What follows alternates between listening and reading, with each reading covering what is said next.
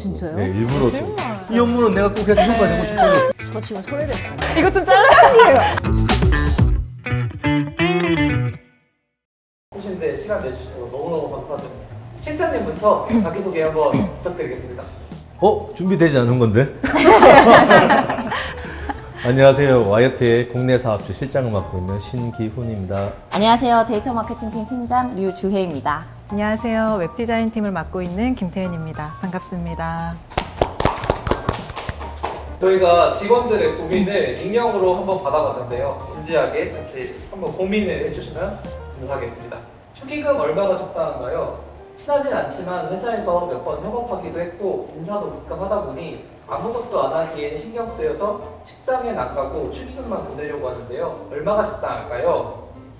축의금은 기브 앤 테이크 같아요. 기회테이크. 축의금 자체가 큰 행사가 있을 때 이제 돕는다는 측면에서 이제 옛날에는 현물로 많이 했었는데 지금은 이제 변화해서 현금으로 좀 하고 있는 상황이라서 받고 싶은 만큼 하는 게 제일 나을 것 같고요. 저 같은 경우에는 이제 나름대로 기준이 있어요. 기준. 처음 이제 5만 원권이 생기면서 친하지는 않지만 아는 사이다. 그러면 이제 5만 원. 같이 식사라도 한번 하고 업무적으로 말고 사적인 유대감이 조금이라도 있다. 있다.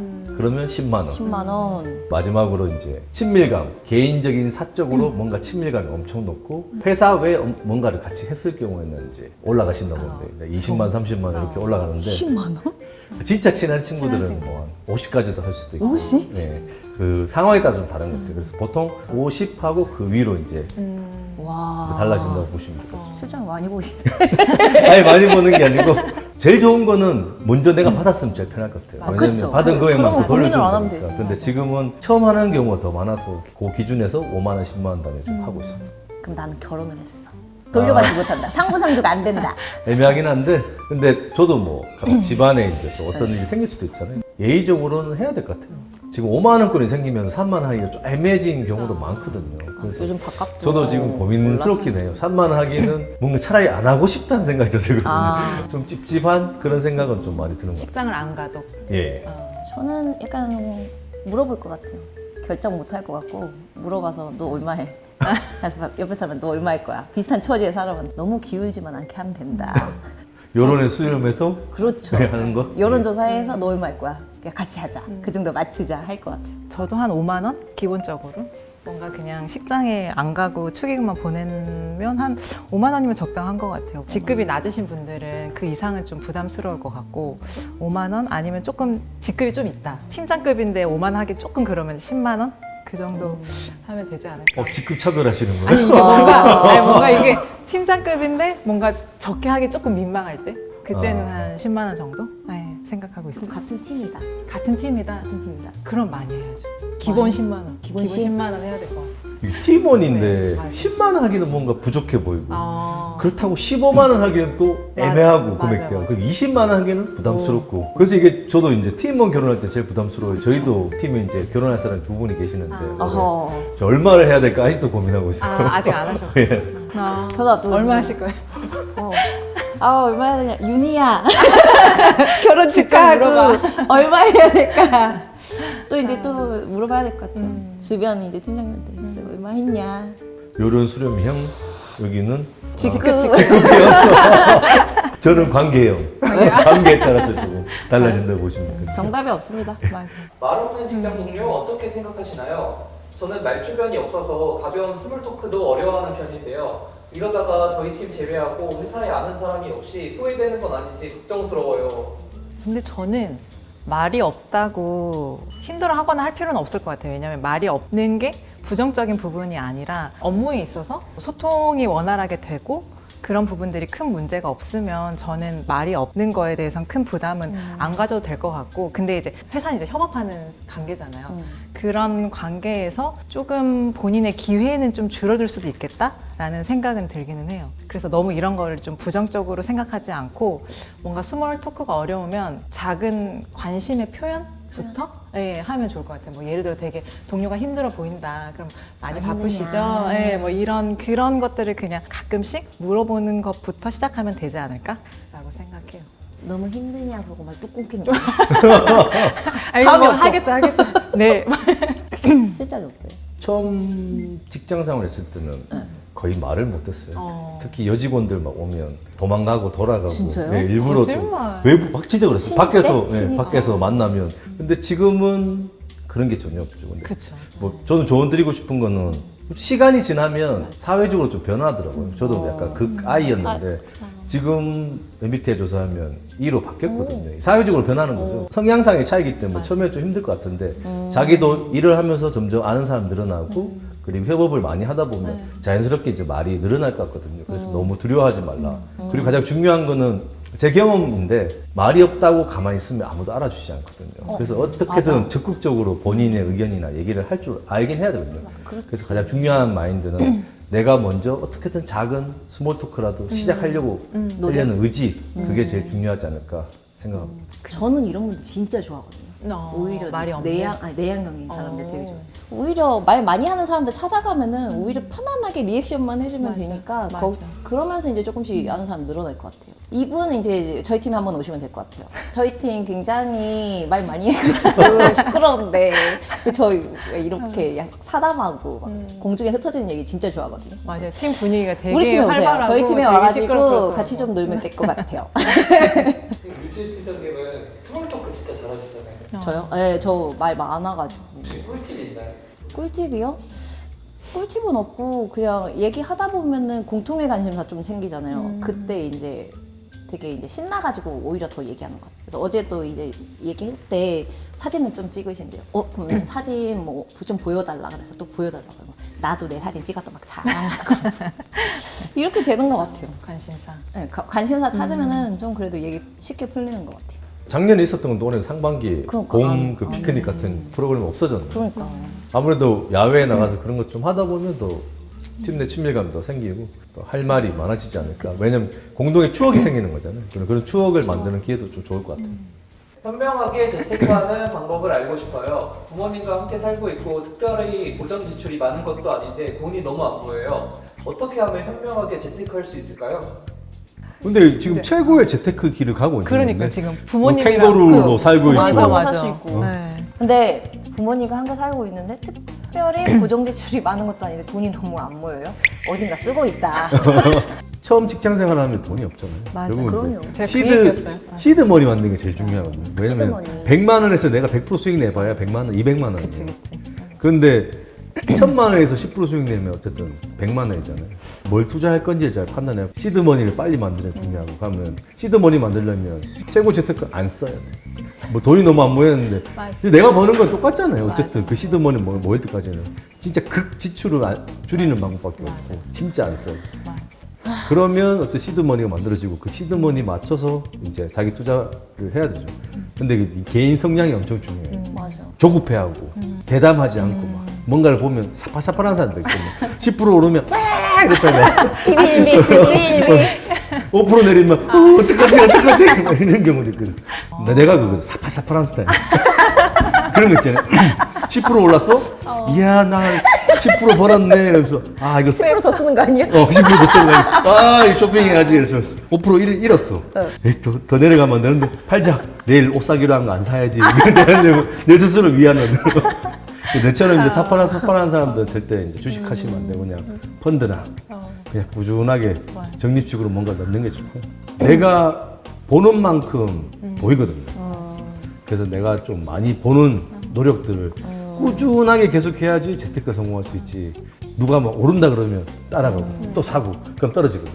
주식도 그렇고 부동산도 그렇고 내가 준비하고 열심히 노력하는 만큼 이제 재테크 성공할 수 있는 거고 절대 남 따라하지 말라. 맞아. 남 따라했을 때 이미 늦은 거. 저는 약간 이제 월급 받잖아요. 받으면 저축 그 퍼센트를 그냥 아예 고정 지출로 빼놓는 거예요. 이제 그렇게 빼놓고 나머지 돈을 써야지 그게 모이더라고요. 그런 다음에 이제 시드머니를 만드는 거죠. 저축할 때 목적성 있게 좀 저축을 하면 좋을 것 같은 게 뭐 예를 들어서 여행 경비다. 그러면 그 경비가 그렇게 많지가 않잖아요. 그럼 여행 경비 처음에 조금 모아. 그리고 나중에는 이제 부모님이랑 같이 살다가 좀 이제 혼자 독립을 하게 될 경우에 약간 집 하나라도 전세 자금 뭐 이런 목적을 이렇게 두는 거예요. 그러면 그 계획에 따라서 그 저금을 얼만큼 할 수 있는지 그게 좀 계산이 되더라고요. 그래서 처음에 처음에는 여행 경비처럼 조금씩 시작하다가 나중에는 전세 자금, 나중에는 결혼 자금 뭐 이런 것들 있죠.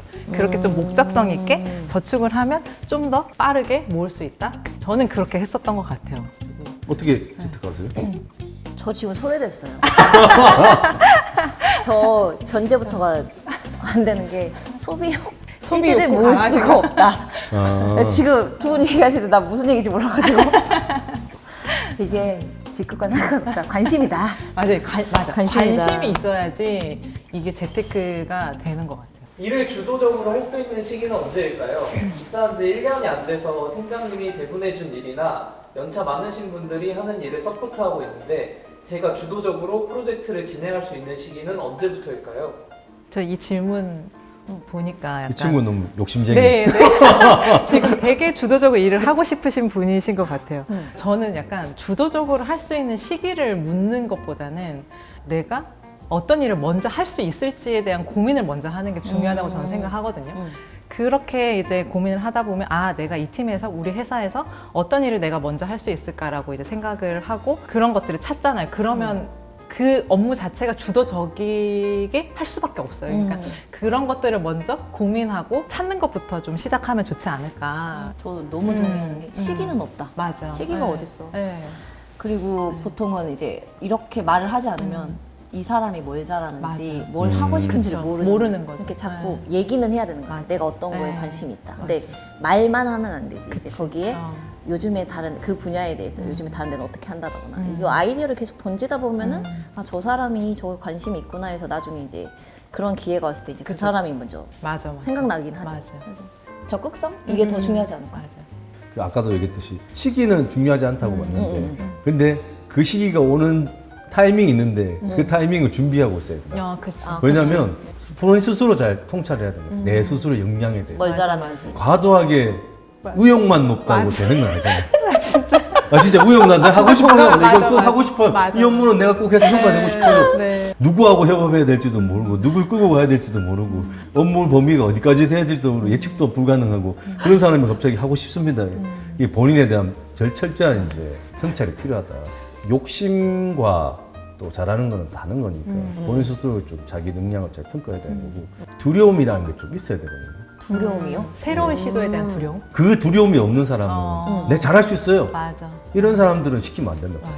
왜냐면 거기에 대한 뒷단의 베이스를 완벽하게 파악하지 못한 사람들.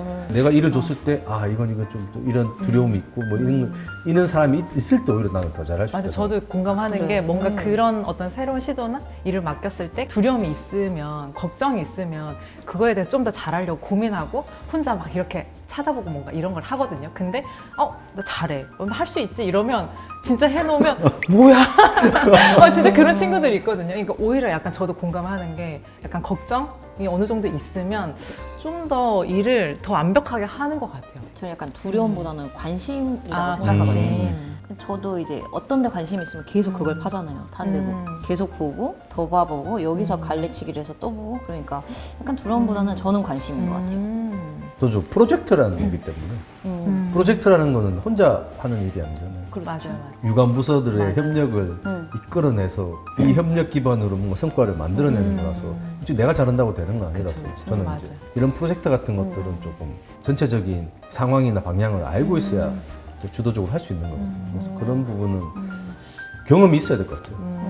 어느 정도 경험이 있어야 이 프로젝트로도 이끌어갈 수 있는 거라서 아까 시기도 중요하긴 했는데 너무 섣부르게 빠르게 하고 싶다고 판단하면 될 거 아니에요. 옆에 사람이 뭘 하는지도 모르는데 맞아. 뭔가 프로젝트 한다는 건 조금 이제 말이 안 되는 거라서 진짜 내가 뭔가를 좀 이 조직에서 뭔가를 다 파악하고 싶을 때 좀 가능할 것 같아요. 이 나의 경험치와 역량이 네. 쌓일 때까지 맞아요. 좀 기다림은 필요하다. 너무 조급해하지 말라. 네, 그렇게 맞습니다. 제가 잘 성장하고 있는지 궁금해요. 정기적인 업무들은 이제 익숙해져서 쉽게 하는데 새로 진행하는 프로젝트는 꼭 하나씩 아쉬운 부분이 있어요. 자기주도적 성장이 프로다운 목표인데 저는 지금 잘 성장하고 있는 걸까요? 이 질문하신 분은 성장하고 있다고 생각해요. 저도 공감합니다. 왜냐하면 자기가 했던 거에 대해서 뭔가 부족함을 계속 맞아. 발견하는 그치. 거예요. 그러면 이 부족함을 해결하기 위해서 뭔가 또 이 사람은 하려고 변화를 하는 하고 그치. 시도를 할 거예요. 그러니까 이 사람 분명히 지금 성장하고 있는 거예요. 되게 이런 분이 팀에 꼭 있으셔야 되는 그런 친구인 것 같아요. 네. 그리고 새로운 프로젝트 하는데 꼭 아쉬운 부분이다. 이거 자기 기준이거든. 맞아. 그러면 자기 기준에서 뭔가 아쉬움이 있다는 그쵸, 거는 그쵸. 그걸 한번 되돌아봤다는 거고 이런 사람들은 분명히 백업 플랜을 낼 거거든요. 이 자체로도 이분은 좀 성장 가능성이 높다. 이렇게 생각이 되고 이제 그 다음 해야 되는 건 액션.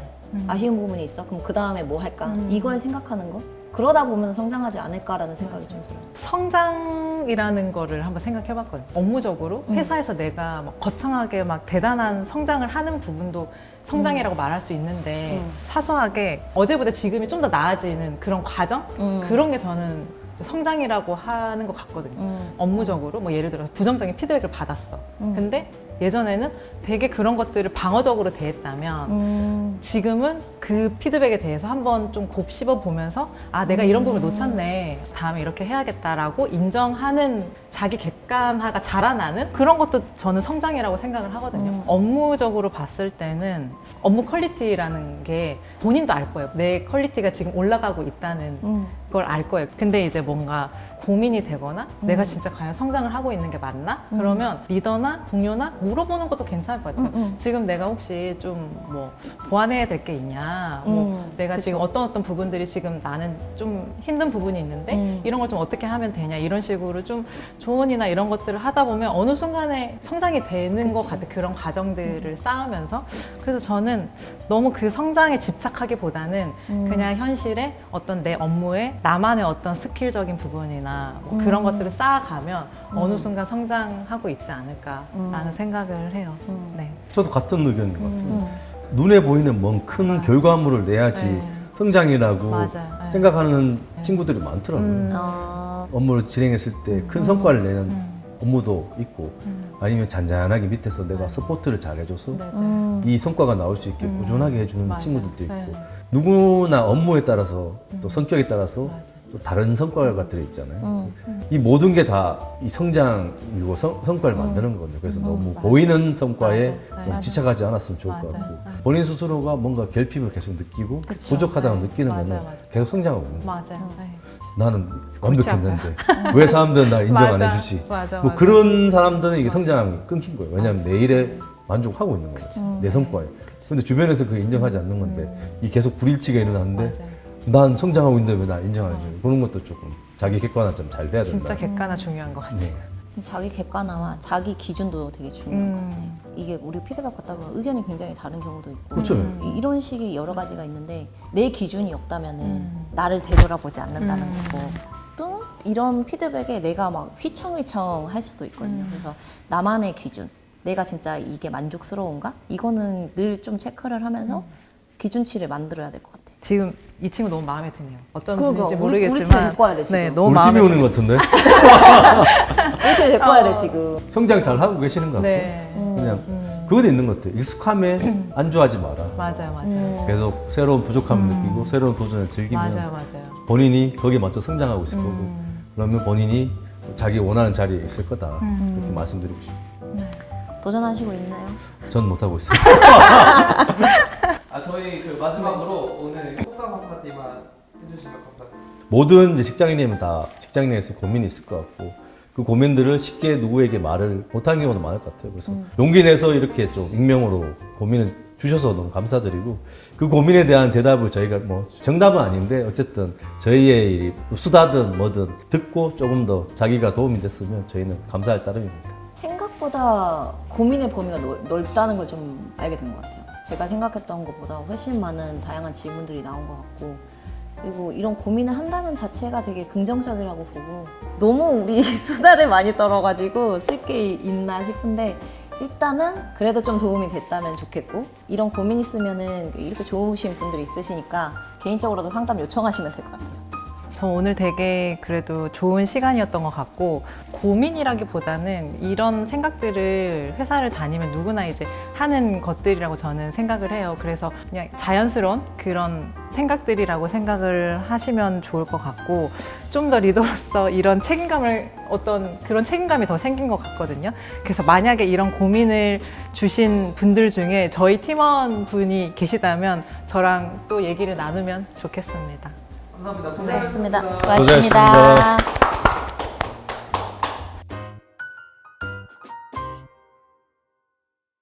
아 그러고 보니까 막말한 것 같은데 계속. 이건 아닌 거죠? 그럼 얼른 지금 다시 하고 싶은 말 다시 따. 편집본 한번 다시 한번 공유해 주세요. 내가 좀 삭제할 건 삭제. 나도 이미지 그거 있으니까. 막 나가면 안 되니까. 이거 좋은 걸로 해줘야 돼.